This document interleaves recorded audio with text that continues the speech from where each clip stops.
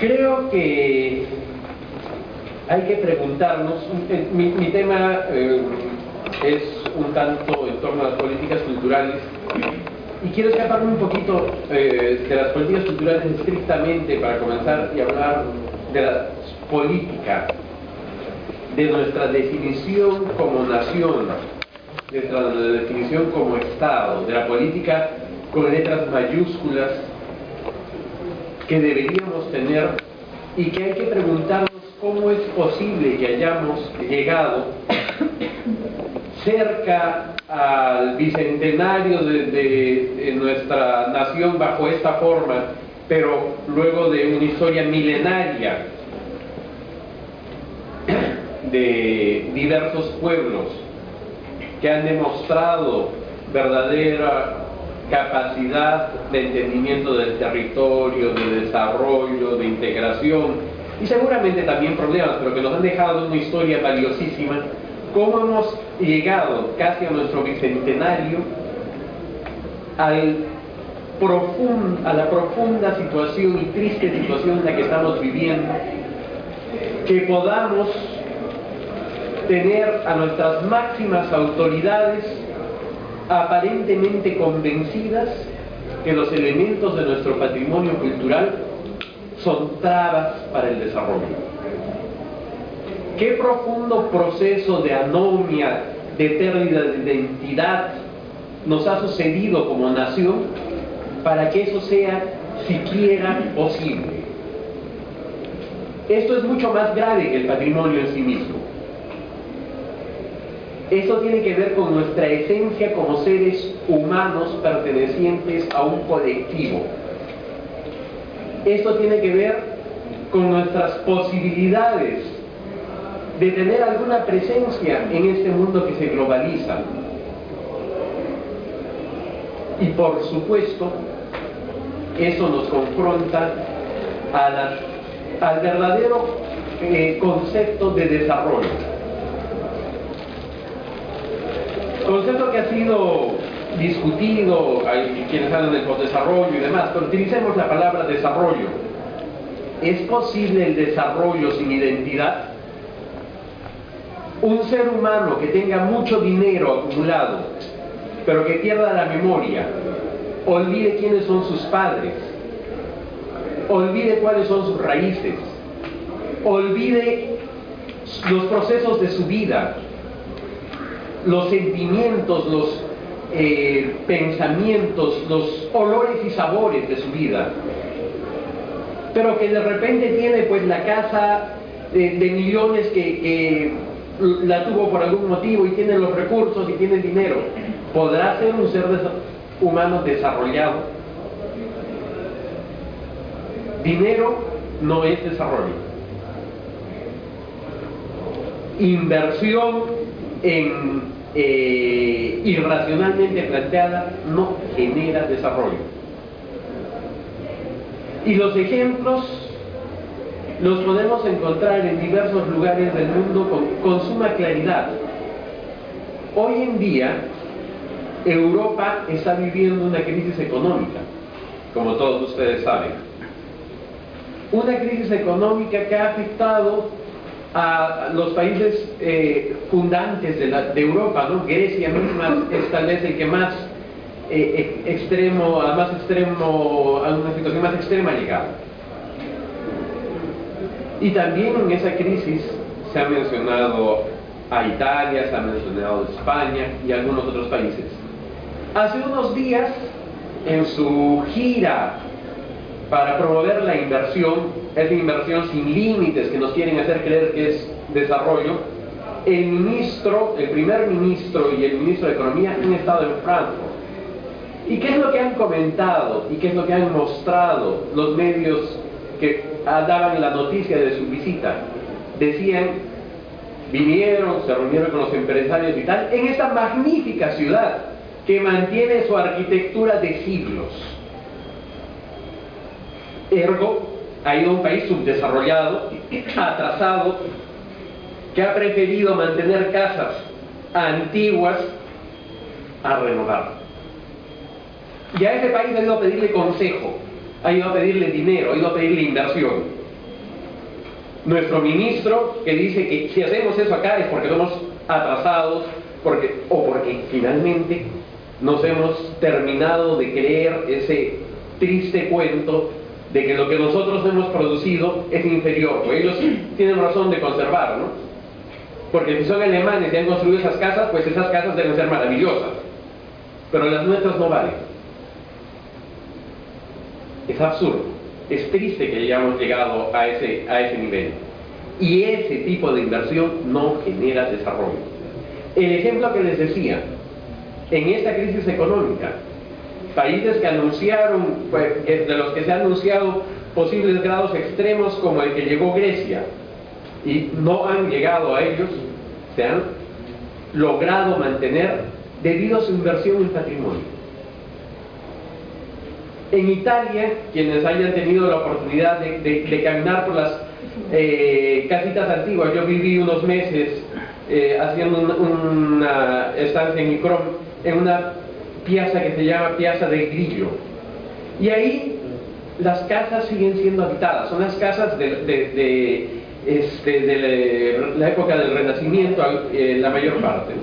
Siguen siendo habitadas y utilizadas esas mismas casas, y los pisos son los pisos de piedra, que son los pisos tradicionales, y ahí caminan hombres y mujeres de nuestro tiempo y de nuestro mundo que prefieren mantener su ciudad así y pasar ciertas incomodidades, prefieren tener un estacionamiento a varias cuadras de su casa que destruir por ampliar, por ejemplo.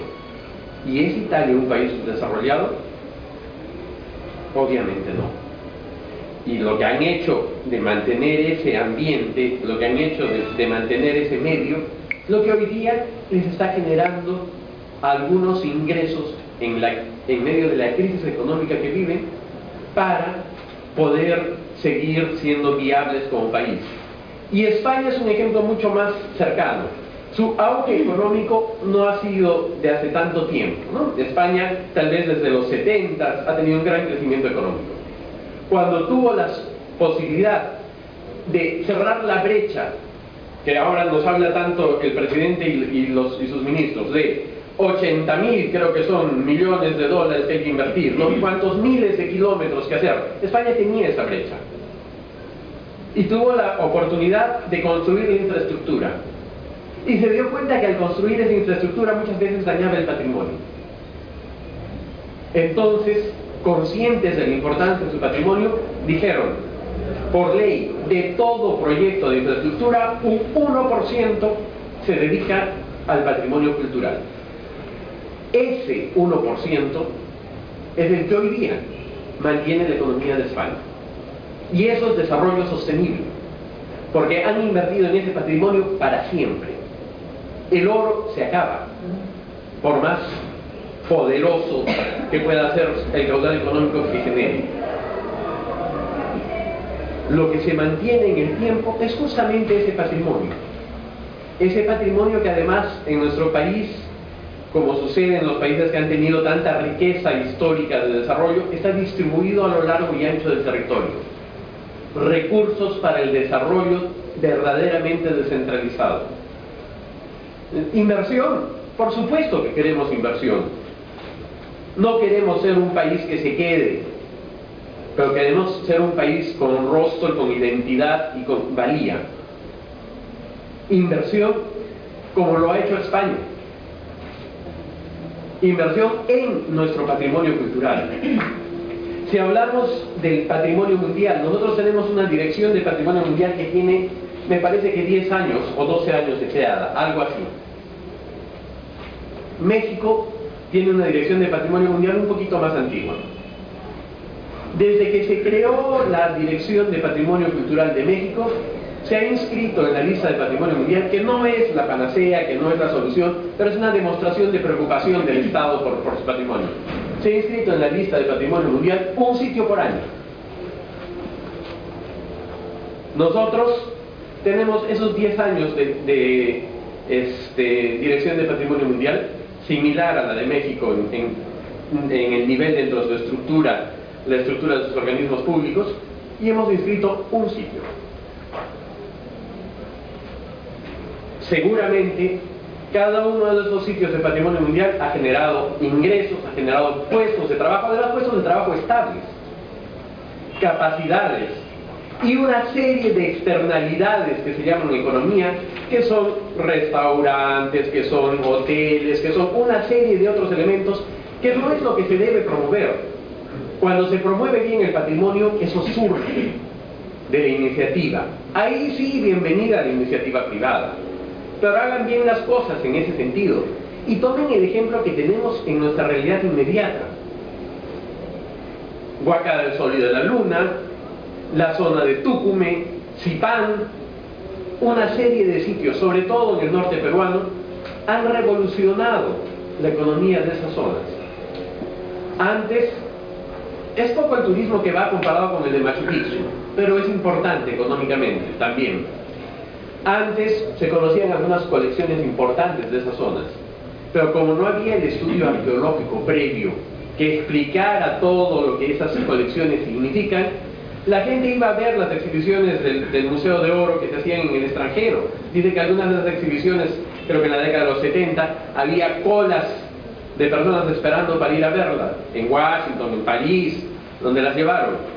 Pero luego no venían a averiguar de dónde salían esas colecciones, porque eran rarezas, no tenían información detrás. Los arqueólogos nos permiten recuperar esa información, y cuando se completa el cuadro, el mundo voltea a vernos. El mundo que voltea a vernos por nuestra identidad, por nuestra historia, por nuestra cultura, es un mundo de la mayor parte de seres humanos que están dispuestos a compartir el desarrollo, que están dispuestos a hacer una globalización inclusiva, que están curiosos por conocer la cultura de los demás. El mundo que nos ve con símbolo de dólares en los ojos y que está buscando de dónde sacar la inversión más rentable posible, es el mundo que cuando baja el cobre se lleva los dólares, como están haciendo hoy día. Bajó el precio del cobre y sube el dólar. Explicación de los economistas: es que los extranjeros que han invertido acá, al ver que está bajando las posibilidades de rendimiento, se están llevando su dinero. Hay menos dólares en el mercado, por lo tanto suben de precio. ¿Eso es desarrollo? Obviamente no. ¿Nos conocerán en el mundo realmente por el oro, por el cobre? Por el oro sí, por supuesto, en el sentido de todo lo mágico que implica en todas las culturas, toda la simbología que tiene. Pero nos conocen por Machu Picchu. Y nos deberían conocer por muchos otros Machu Picchus. En 1911, cuando llega Inca, ya se conocía Machu Picchu, según tenemos de información, ¿no? Hay datos y demás. Pero, ¿qué hubiera pasado si uno de esos inversionistas encontraba en ese momento, no digamos oro, digamos cualquier otro metal más o menos rentable, bajo esta norma que han comentado los arqueólogos? ¿Cuántos otros Machu Picchus habrá en nuestro país todavía, ocultos en las montañas, enterrados? Tenemos la idea de que ya no hay más. Pero cuando se descubrió Machu Picchu, cuando Minhan hizo el lanzamiento mediático del descubrimiento de Machu Picchu, seguramente la gente pensaría también de que había poco por descubrir. Y se sorprendieron. Por eso fue tan mágico. No era obvio que estaba ahí. Fue mágico, llamó la atención, concitó la atención del mundo porque fue algo espectacular. Y han surgido luego muchos otros lugares que se han ido descubriendo gracias al trabajo arqueológico o inclusive gracias al azar. Pero sobre todo la arqueología en un país como el nuestro, que no ha descubierto lenguaje escrito previo, es la memoria. Y muchas veces pensamos equivocadamente que protegiendo Machu Picchu y 4 lugares grandiosos más, estamos asegurados en turismo y aquí se acabó la utilidad posible del patrimonio. El patrimonio el patrimonio arqueológico es la historia escrita en un lenguaje que expertos han aprendido a descifrar. Y como sucede con los libros, si los encontramos sin páginas, si de pronto estamos leyendo un libro y le faltan algunas páginas, estamos totalmente frustrados. Eso es lo que sucede con nuestro patrimonio cuando arrancan las páginas, destruyendo, guaqueando, pasando obras modernas encima. Y sucede con nuestras ciudades, y sucede con el medio donde vivimos. Nos están arrebatando nuestros parques, nos están arrebatando nuestras casonas históricas, nos están arrebatando nuestro proceso histórico. Si nosotros no reaccionamos frente a todo ello, yo no creo que sea solo un tema, hay un tema fundamental arqueológico, pero patrimonio es una forma de vida, una posibilidad de desarrollo como seres humanos. Y todo el conjunto de cosas que están pasando, 3 casonas cayéndose por semana en el centro histórico de Lima, por lo menos 2 o 3 semanas ha sucedido. La insignia de las casonas, del buque incendiado, abandonado y olvidado por todos. Cuando los arqueólogos estudien la historia de este siglo, porque cuando pase el tiempo, estas ciudades, alguna vez esta sociedad también se moverá hacia otro lado, desaparecerá, o sabe Dios qué pase. Cuando estudien la historia de nuestro tiempo, van a encontrar un gran vacío, un centro histórico de ciudad, y luego una ciudad que no tiene nada que ver con ese centro histórico, no explica para nada un proceso de unión. Va a parecer que hubo una cultura ahí que por algún motivo se extinguió y después vino una cultura y construyó alrededor otra, y construyó cosas imitativas del resto del mundo, que es lo que tenemos en esos edificios que nos pueblan por todo lado, por un lado. Y por otro, nos encontraremos tan robotizados, habrá logrado lo que quiere finalmente muchos de los inversionistas. Lo que quieren es seres sin mayor identidad, dispuestos a obedecer, necesitados de obedecer, que probablemente tengan mayores ingresos económicos, pero que no sean capaces de protestar, que no sean capaces de identificarse, que no sean capaces de crear sueños, de pensar en su propia forma de desarrollo. Esa es la cara mala de la globalización. La cara buena de la globalización puede ser internacionalizar nuestro patrimonio. El gran referente que tenemos para poder dialogar con el mundo es el patrimonio. Es nuestro valor diferencial. Es lo que deberían entender nuestros políticos, nuestros presidentes, nuestros gobernantes y ojalá nuestros empresarios. Finalmente, hasta los productos agrícolas, como va la tecnología, se clonan. Nuestro café puede ser maravilloso, pero como va la tecnología, lamentablemente lo pueden clonar. Pero nuestro patrimonio es ilimitable. Y así como hay países que son referentes del mundo, como Italia, les decía, y su patrimonio respetado por los italianos, promocionado por su Estado, rescatado en muchas ocasiones, así nosotros estamos ante la situación de tomar la decisión de si queremos llegar a ser un país, continuar siendo un país con nombre propio, historia propia e identidad, o queremos ser uno más del montón, donde las inversiones vayan y vengan y seguramente tengamos mejores y peores momentos, pero sin haber sabido aprovechar el hecho de que somos uno de los 6 lugares donde nació la alta cultura en el mundo. Creo que tenemos mucho de ver al respecto y me voy a permitir, no sé si es que sea permitido, pero me voy a permitir convocarlos a que nos unamos a ciertas protestas que están saliendo, que nos unamos porque esto, si dejamos pasar, lo decían unos estudiantes de arqueología el otro día que me decían que tenían otra agenda más importante, le digo, si es que tienen otra agenda más importante ahora, también vayan pensando con su agenda de cambio de carrera, porque si dejamos que esto pase, no va a tener sentido que sigan estudiando arqueología, ya no tendrán donde experimentar lo que conozcan, aprendan en la universidad. Gracias.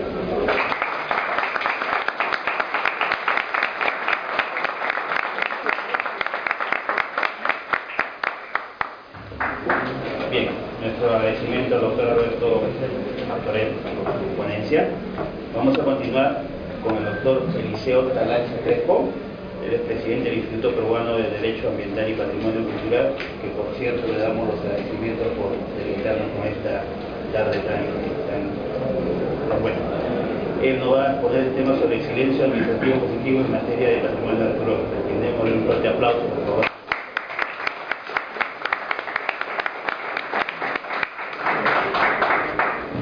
Muchísimas gracias y muy buenas tardes a cada uno de ustedes. Quiero agradecerles, quiero felicitarles por su asistencia a este espacio de reflexión que muy generosamente la Dirección de Comisiones del Colegio de Abogados de Lima ha tenido a bien de cedernos para poder compartir algunas reflexiones en torno a lo que es este nuevo Decreto Supremo 054-2013-GSM, que aprueba disposiciones especiales para ejecución de procedimientos administrativos. Y en forma particular, yo voy a referirme a lo que es el silencio administrativo positivo en materia de patrimonio arqueológico, concretamente a la emisión del CIRA como instrumento de gestión arqueológica. Y quisiera comenzar planteando algunas preguntas iniciales. ¿Es posible, es concebible la aplicación del silencio administrativo positivo en materia de patrimonio arqueológico?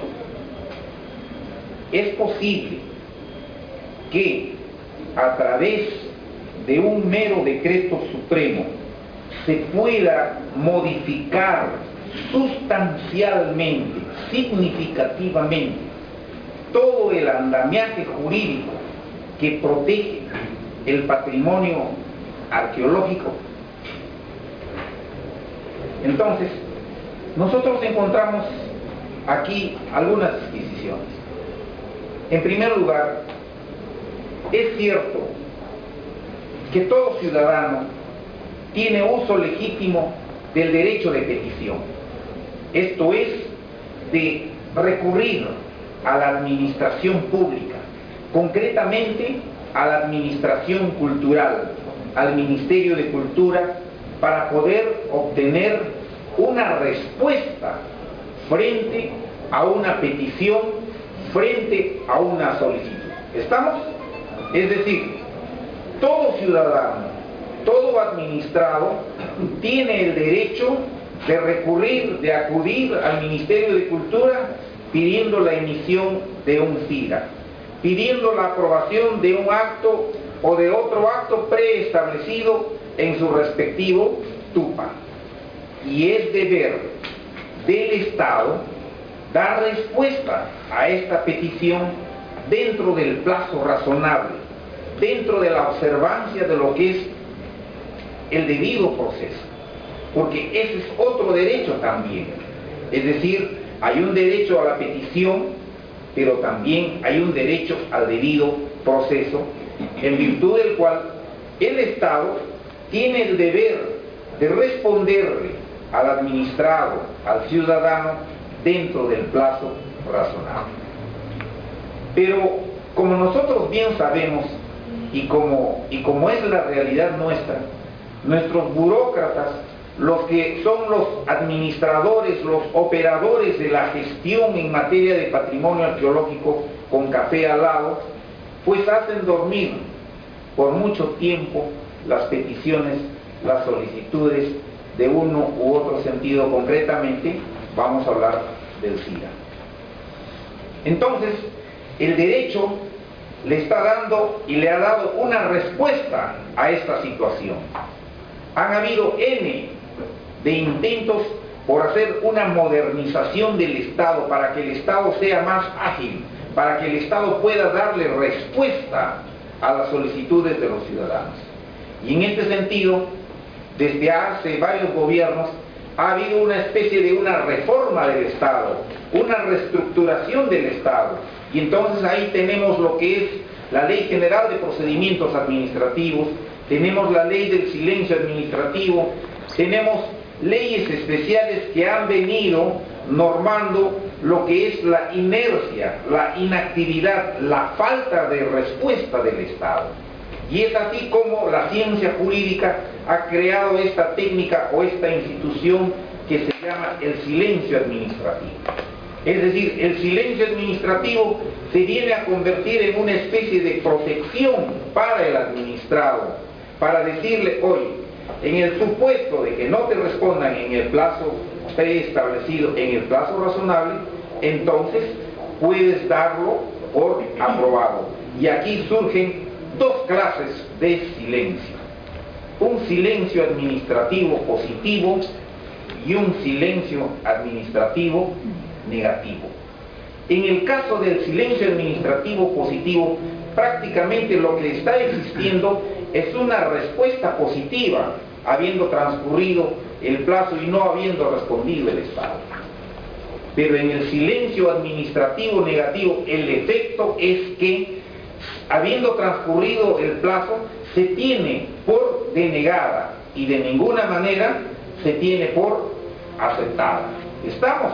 Entonces tenemos un silencio administrativo positivo con respuesta ficta positiva, aceptada, estimada, amparada, y tenemos un silencio administrativo negativo que es denegada, no concedida, no otorgada.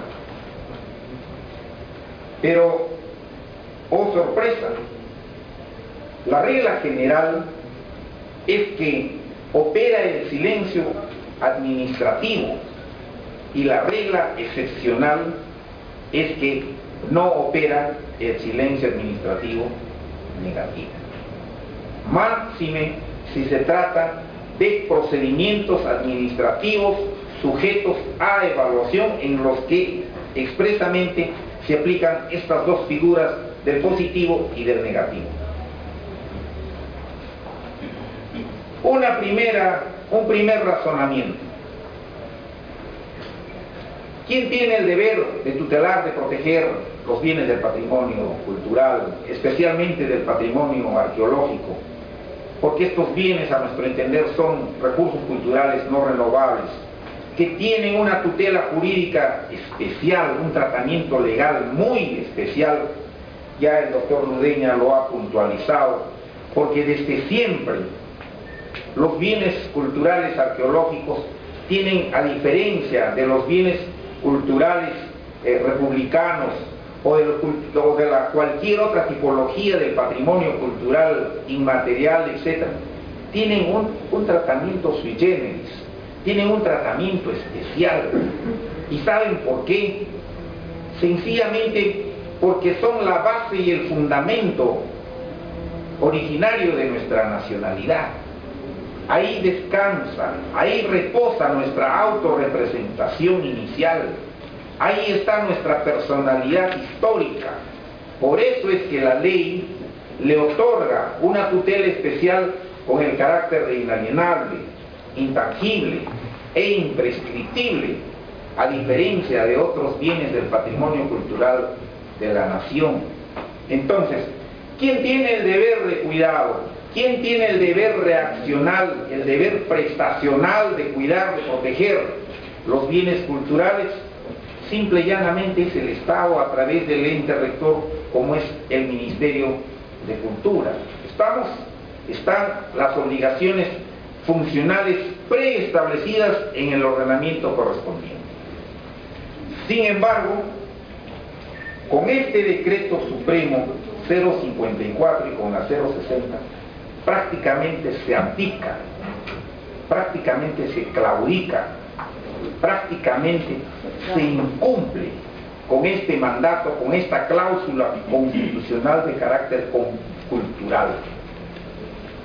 Por un lado, una norma con rango constitucional nos dice que el Estado debe proteger los bienes del patrimonio arqueológico, pero por otro lado, esta norma, sobre pretexto de la inversión, sobre pretexto de la modernidad, sobre pretexto de las obras, sobre pretexto de desarrollo, sencillamente rompe el andamiaje jurídico constitucional, pero además todo el marco jurídico constitucional plasmado en la legislación internacional en materia de patrimonio cultural, en materia de patrimonio arqueológico.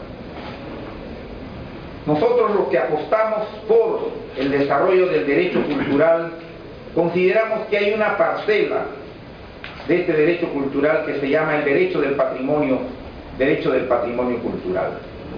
Y dentro de este derecho del patrimonio cultural hay otra subparcela, que es el derecho del patrimonio arqueológico, que ojalá algún día las universidades del Perú y de Latinoamérica la incorporen en sus asignaturas, para que luego los operadores y los decisores de la gestión pública de los bienes culturales entiendan de qué estamos hablando. Precisamente de eso se trata.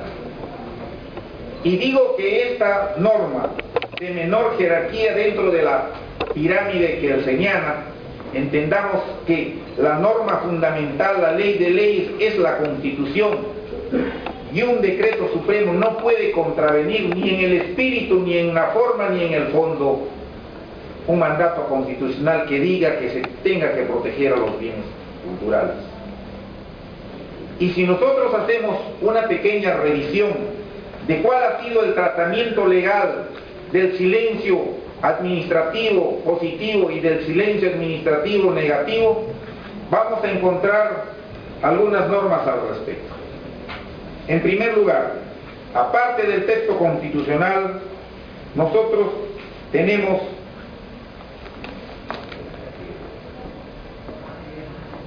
la Ley General de Procedimientos Administrativos, la ley número 27444.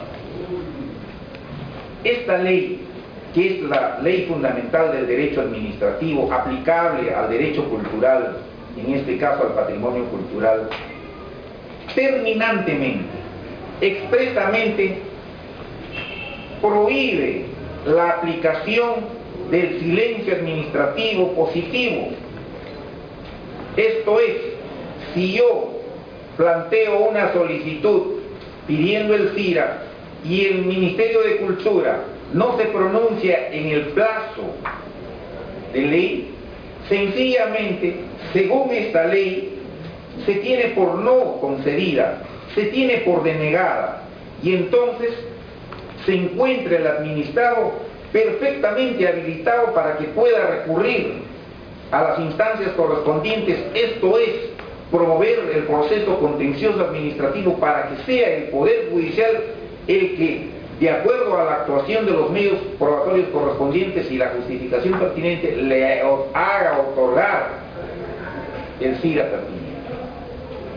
Ese es el espíritu de esta ley 27444, que en su artículo 34, invocando el interés público, prohíbe tajante, expresamente, contundentemente, la aplicación del silencio administrativo positivo en materia de patrimonio cultural, en materia de medio ambiente, en materia de salud, en materia de seguridad ciudadana, en materia de financiamiento y de seguros, en materia de mercado de valores, en materia de defensa nacional, en materia de asuntos que tengan un interés y una incidencia pública colectiva.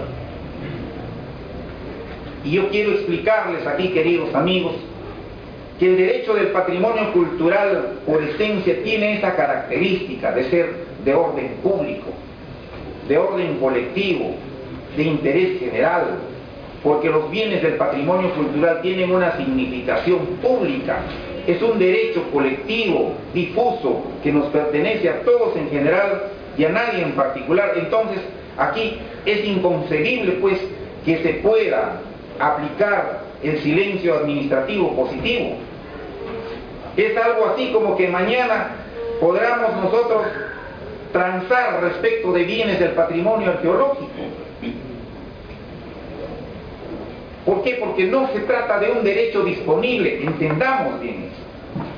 Se tratan de bienes que son públicos, de dominio colectivo, de bienes que nos pertenecen a todos en general y a nadie en particular.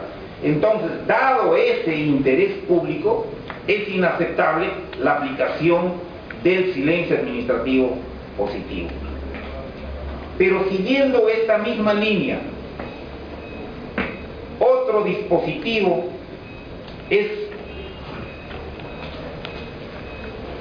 me voy a referir al otro dispositivo, a la ley 29060.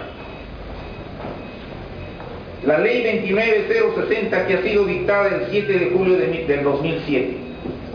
Y esta ley lo que en cierta forma ha pretendido es agilizar. ¿Se acuerdan ustedes en la gestión de Alan García? Señores, la burocracia tiene que trabajar los sábados, tiene que trabajar los domingos, hay que promover la actividad del Estado. El Estado no puede ser inerte, hay que generar mayor producción. Muy bien. Ni aún en los tiempos de Alan García, con un modelo también liberal, ni aún en esos tiempos, con este dispositivo, como es la ley 29060, se ha facilitado y abierto las llaves para la aplicación del silencio administrativo positivo. Porque expresamente esta ley dice que no procede, excepcionalmente, a ver, voy a leer textualmente, aquí está la ley, ojo, esta es una ley, y esta es una ley que nace del Congreso de la República, en que todas las fuerzas políticas consensuadamente la debaten, y que responde a la voluntad popular, mal o bien. Pero esto que yo tengo aquí, esto es un decreto supremo, que nace unilateralmente, sin consenso alguno, solamente por la voluntad del Poder Ejecutivo. Y en esta otra ley, la ley del silencio administrativo, la 29060, en la parte de las disposiciones transitorias, complementarias y finales, en la parte primera, se dice textualmente: excepcionalmente, el silencio administrativo negativo será aplicable en aquellos casos en los que se afecte significativamente el interés público, incidiendo en la salud, el medio ambiente, los recursos naturales, la seguridad ciudadana, el sistema financiero y seguro, el mercado de valores, la defensa comercial, la defensa nacional y el patrimonio histórico-cultural de la nación, en aquellos procedimientos arbitrarios y en los que generan obligación de dar o hacer al Estado. Es decir, señores, apreciados amigos, por siempre ha existido una tradición jurídica de que en materia de patrimonio cultural, concretamente de patrimonio arqueológico, no procede, pues, el silencio administrativo positivo, sino que opera el silencio administrativo negativo, esto es, que se tiene por denegado. Sin embargo, este decreto supremo 054 nos habla lo siguiente: presentada la solicitud, el FIRA deberá ser emitido por la Dirección de Arqueología o las Direcciones Regionales de Cultura en un plazo que no deberá exceder de 20 días hábiles siguientes, sujeto a silencio administrativo positivo.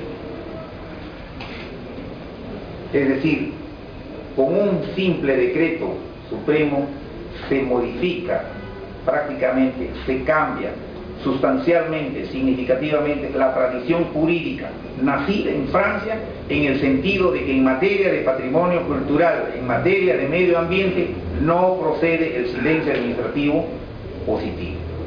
Estamos entonces frente a una incompatibilidad, estamos frente a una contradicción.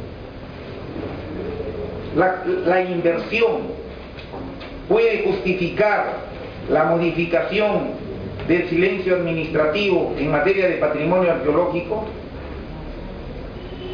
Ningún estado de emergencia podría admitirse ni concebirse de que se modifique el sistema protector, el sistema jurídico en favor de los bienes del patrimonio cultural, porque son la base de nuestra identidad nacional, porque tienen un extraordinario valor, un valor y una importancia para la nación.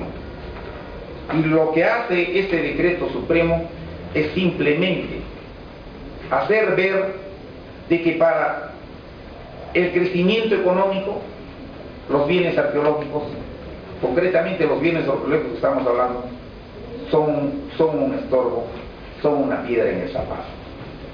¿Esta lectura será correcta? ¿Acaso es incompatible el crecimiento de la sociedad con la protección legal de los bienes arqueológicos? ¿Acaso no es posible la formación, la creación de una sociedad dentro de un modelo que no sea neoliberal a ultranza como está plagada este decreto supremo, sino que más bien, acorde a las nuevas tendencias, es necesario que podamos orientarnos a un nuevo modelo de desarrollo sostenible en la que la defensa de los bienes culturales sea política de Estado, tal como en teoría está? Esto, con sinceridad, estimados amigos, representa un doble discurso que tiene el Estado. Es un doble discurso porque en teoría, en el papel, en la constitución política, en lo que es el acuerdo nacional en materias de políticas, se dice que el patrimonio es el fundamento, el crisol de nuestra identidad. Pero miren ustedes, cuando se trata de favorecer, y eso habría que preguntarnos, ¿a quién favorece con el silencio administrativo positivo esta norma? ¿A quién? Favorece a los inversionistas, y creo que el presidente Humala lo ha dicho ya con nombre propio durante la 7ª cumbre de Alianza del Pacífico. Estamos gobernando con los empresarios. La pregunta sería, ¿y por qué no gobierna con la sociedad civil? ¿Por qué no escucha a la sociedad civil? La sociedad civil también tiene el derecho a la participación ciudadana en la gestión pública del patrimonio. Nosotros tenemos ese derecho. Tenemos el derecho al patrimonio cultural. Y ese es otro proyecto que vamos a tener que impulsar y vamos a tener que arrancarle a este Estado para que en la próxima reforma de la Constitución sea positivizada, porque eso le va a exigir mayores obligaciones, mayores responsabilidades, mayores deberes de deber y cuidado frente al patrimonio cultural que nosotros estamos llamados a defenderlo, a protegerlo, porque es la base de nuestra identidad nacional y que nosotros debemos de conservarlo para transmitirlo a las presentes y a las futuras generaciones. Muchas gracias, estimados amigos.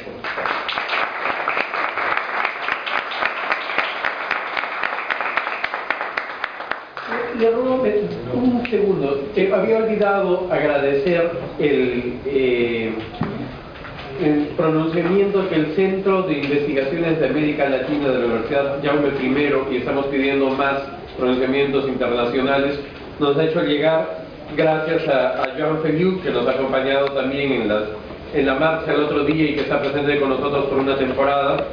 Estos pronunciamientos internacionales son muy importantes, hay que hacer conocer al mundo porque el patrimonio cultural es un valor de nivel mundial. Bien, vamos a ceder el uso de la palabra al licenciado Daniel Chumpita Llerena. Él nos va a dar unas alternativas frente al Decreto Supremo 054-2013-PCS. Bueno, hemos escuchado atentamente todas las propuestas y análisis que se ha hecho sobre este Decreto Supremo, pero ahora ¿qué vamos a hacer con ella? La tenemos aquí y ahora ¿qué vamos a hacer? Estamos trabajando con el doctor Canlancha todo un trabajo para pedir la derogatoria justamente de este Decreto Supremo. Pero también saquemos lecciones.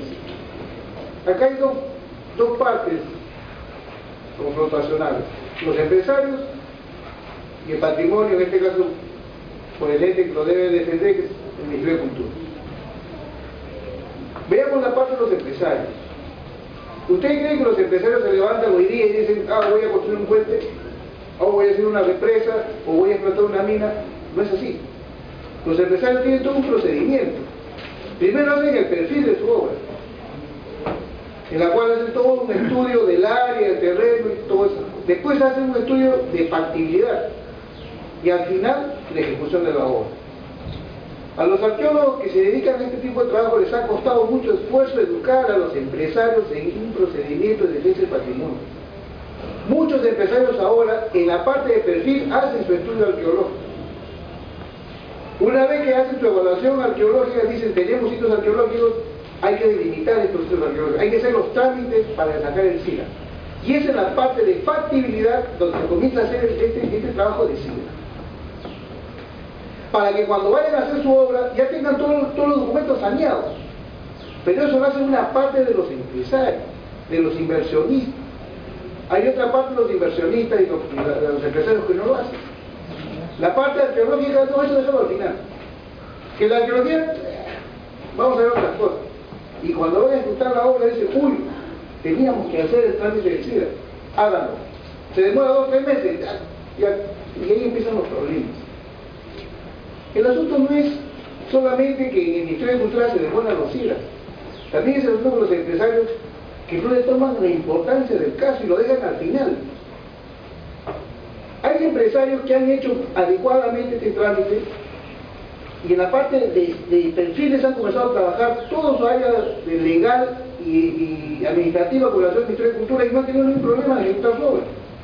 Porque cuando han llegado a la etapa de factibilidad, de ejecución de obras, ya tenían todos saneados. Ese es un problema que no se está tomando en cuenta aquí. También hay que sacar el decreto supremo donde se exija a los empresarios que deben hacer en aumento adecuado todos sus trámites de certificaciones. Esa es una alternativa que debemos de sacar. Todas las normas que ahora están tratando de agilizar la inversión deben exigir al empresario que hagan sus trámites a tiempo. Segundo lugar, con relación al Estado. Todos nosotros que estamos en este campo sabemos que el Ministerio de Cultura es una burocracia muy fuerte y que justamente es uno de los argumentos que han tenido para sacar este decreto supremo. Hay que fortalecer el Ministerio de Cultura. En primer lugar, debe descentralizarse el Ministerio de Cultura. Todos los trámites de CIRA, se hagan en Tumbes, se hagan en Loreto, se hagan en Tacna, tienen que venir a la sede central para que la sede central le dé la conformidad. Ese es un cuello de botella. Yo creo que debe fortalecerse todas las sedes regionales que puedan emitir sus certificados de existencia de estos arqueólogos. Eso va a descentralizar y agilizar los trámites. En segundo lugar, debe capacitarse al personal del Ministerio de Cultura. Nosotros cuando tratamos con los supervisores, rogamos para que nos toque un supervisor que tenga algo de experiencia. Lamentablemente el Ministerio de Cultura en su cuerpo de supervisores tiene mucho personal muy bien intencionado y todo lo que sea, pero sin experiencia. Y que no tienen capacidad de resolver los problemas en el campo y todo se va a asesoría legal del Ministerio de Cultura. Y los asesores legales del Ministerio de Cultura pueden saber mucho de leyes, pero de cultura no están muy capacitados también, que digamos. Y más aún, cuando le llega toda una lluvia de trámites de CIRAS, los mismos abogados no tienen tiempo para poder dar pase. Debe agilizar, debe capacitarse al personal del Ministerio de Cultura. Debe darse los mejores instrumentos, debe darse aumento de salario, debe tener mejores logísticas. Yo creo que hay una realidad que no lo podemos soslayar, tenemos que enfrentarlo. En primer lugar, los empresarios, que empiecen a hacer las cosas por la legal. Porque este decreto supremo es una forma de sacar por un lado, legalmente hacer las cosas que antes no lo hacían ilegalmente. Y el Ministerio de Cultura debe ser fortalecido. Este no es el primer intento, existe el decreto 009 para obras preexistentes, en la cual toda obra preexistente se supone que solamente se van a hacer nuevas obras modificando y ampliando. Se han dado tiempo. Inclusive para estas obras, para estos tiempos que existe un decreto supremo, los supervisores del Ministerio de Cultura ni siquiera lo pueden hacer. Los plazos que se han establecido en el Ministerio de Cultura no lo pueden cumplir. Y dar estos 20 días para un CIRA, nosotros sabemos ya que no lo vamos a cumplir. Así que a partir de la fecha, todas las solicitudes de CIRA se van a ejecutar sí o sí, porque el Ministerio de Cultura no está en capacidad. Es como si nosotros hoy día amarráramos a una persona de pies, de brazos, le vendamos los ojos y decimos corto. Tienes 10 segundos para hacer 100 metros planos. No lo va a hacer. Está totalmente maniatado. El Ministerio de Cultura está pasando eso y eso lo saben los empresarios. Eso lo saben todos. Y hacer un decreto supremo con este contenido significa justo y llanamente sacar la ilegalidad, volverlo legal. Concluyendo, yo creo que hay alternativas que dar, hay salidas que tenemos que dar. Estos foros son muy importantes a medida que nos está ayudando a entender la problemática y dar salidas y alternativas. No podemos seguir con un Ministerio de Cultura totalmente centralizado. No podemos seguir con un Ministerio de Cultura con personal no capacitado y mal pagado. No podemos seguir con un Ministerio de Cultura sin logística. Los supervisores se van al campo sin seguro de vida. O sea, no podemos estar con un Ministerio de Cultura así. Y también tenemos que hacer todas las formas de educar al empresario. El empresario es un elemento que aprende. Hemos estado enseñando. Por ejemplo, yo vengo ahorita del campo, donde quieren hacer una hidroeléctrica y estamos en la parte de perfil. Ya hemos detectado los sitios arqueológicos y los empresarios van a comenzar a hacer subsidios. Cuando aquí a 2 o 3 años van a hacer su obra, ya van a tener subsidios. Ellos no necesitan este decreto supremo. No necesitan este decreto supremo porque ellos han empezado a hacer las cosas a tiempo. Esa es una parte que nos estamos olvidando. Si los cielos no salen a tiempo, también es culpa de los empresarios. No es culpa solamente del Ministerio de Cultura, también de los empresarios que no supieron hacer sus trámites a tiempo. Y ahí es parte de cultura. Muchas gracias.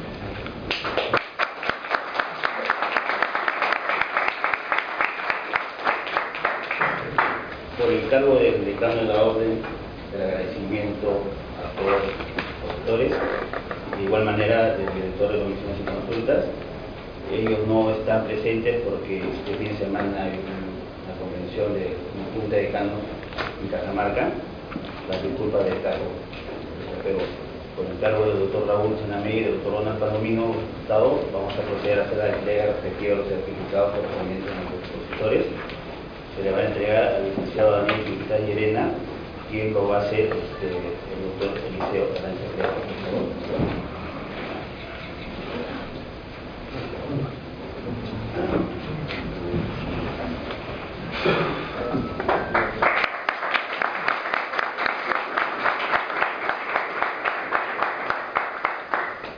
Igualmente procedemos a hacer la entrega del certificado respectivo al doctor Alberto Mastorel Carreño.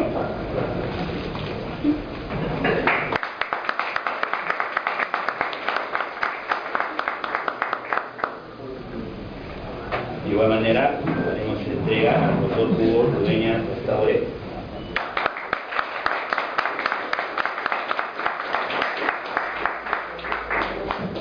Permítanme, a través de mi persona, por representación del director y del señor decano, hacer la entrega al doctor Eliseo Arancha Creado.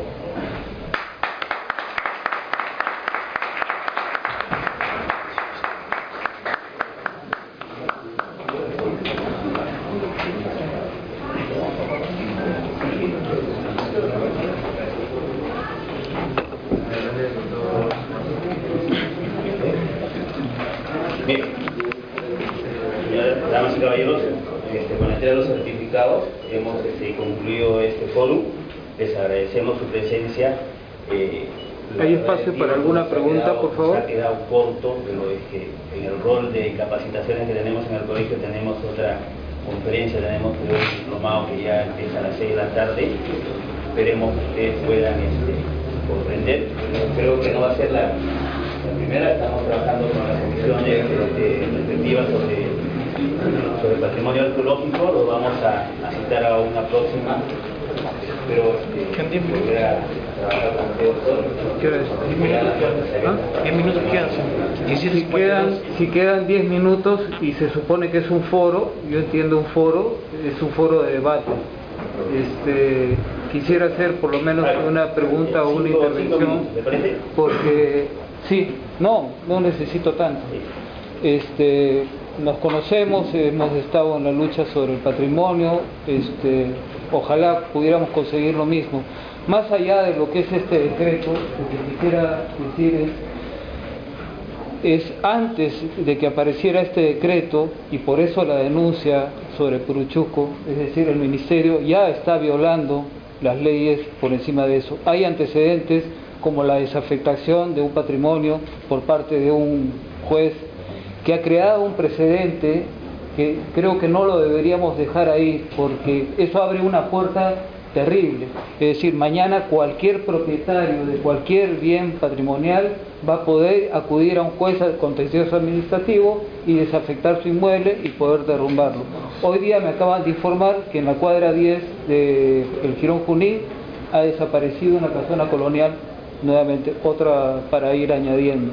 Ahora, los procedimientos, como dice el señor, toman años para hacer es inconcebible que en esto que se considere 20 días, es decir, yo puedo tener un terreno de 2.000 metros cuadrados, puedo tener un terreno de 20.000 metros cuadrados, puedo tener un terreno de 300.000 metros cuadrados. ¿Cómo puedo meter en el mismo saco 20 días para conseguir el CIRA? Es absurdo, es inconcebible. Un dato más, quisiera decir alguna cosa más, pero sé que no hay tiempo. Un dato más que me parece importante. Por información del propio ministerio, ese gran teatro que ha hecho, yo no sé si era tan necesario o no, ese gran teatro que han costado, le cuesta al ministerio, a pesar de la escasez de recursos, le cuesta anualmente 8 millones de su bolsillo. 8 millones gasta para sostener ese. ¿Por qué? Porque no se autoabastece de sus recursos. Y una cosa más, la propuesta de la creación del ministerio no era solamente el Ministerio de Cultura, era el Ministerio de Cultura, Ciencia, Tecnología e Innovación. ¿Y por qué? Porque el patrimonio no solamente es una cosa que tenemos que conservar como si fuera un cementerio, como si fuera un museo estático, no, son centros de investigación, son centros que se recorren, hay que hacer un centro vivo en el centro histórico, es decir, hay mucho que tratar en el tema, pero quería citar estas cosas. Gracias. Gracias. Billetera mata galán, billetera mata persona. No hay nada que decir. Ok, hemos concluido, señores. Muchas gracias. Buenas noches. Este video lo va a subir a YouTube. No. ¿Existe alguna forma de que pueda conseguirlo? Tal vez, pero te voy a decir una cosa.